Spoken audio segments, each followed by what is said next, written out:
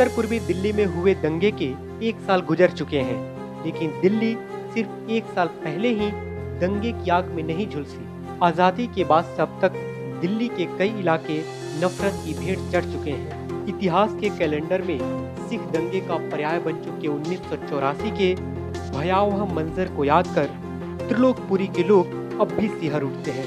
त्रिलोकपुरी दिल्ली के उन इलाकों में शामिल है जहां सबसे ज्यादा रक्तपात हुआ था। 1984 में एक्चुअली क्या है कि मैं बहुत छोटा था, 8 साल की उम्र थी, 8 साल के आसपास उम्र थी। तो बड़ा एकदम बहुत भयानक मंजर था जो मैंने बहुत छोटी सी उम्र में उस चीज़ को देखा था कि लोग लूट मार कर रहे हैं, एक दूसरे को मार रहे हैं, काफ़ी सारे लोग इकट्ठे हो गए, मतलब बहुत कई लोगों की जान ली गई और मतलब वहाँ पे खूब सामान भी लूटे गए इस तरीके से। तो वो मंजर आज तक भी आंखों पे कभी आ जाता है। मुकेश कुमार को आपने सुना।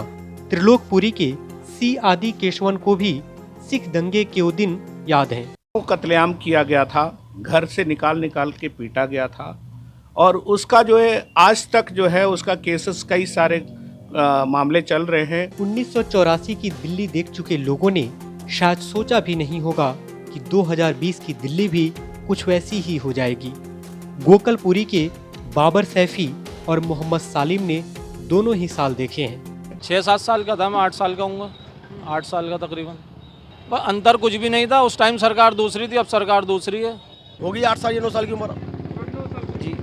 1984 और 2020 के बीच भी कई बार दिल्ली के कई इलाकों में नफरती उबाल दिखा, लेकिन उन पर समय रहते काबू पा लिया गया। हालांकि 2014 की दिवाली के समय पूर्वी दिल्ली की त्रिलोकपुरी में भड़की हिंसा में 3 दर्जन से ज्यादा लोग घायल हो गए थे। उनमें से एक चेतन कुमार भी हैं, जिनके शरीर में अब भी तब का बुलेट धंसा हुआ है। इसे गौर किया तो उनको लगा कि ये किसी बुलेट का निशान है, तो उन्होंने चेक करे, दूसरे यहाँ से लगी है तो दूसरा छेद किस साइड है, कि लग के बाहर निकली है नहीं निकली, तो दूसरा छेद नहीं था मेरे। तो उन्होंने फिर मेरे एक्सरा करा, एक्सरा करने के बाद मेरे पास पता चला उनको कि मेरे हार्ट के पास ब्लड फंसी हुई है।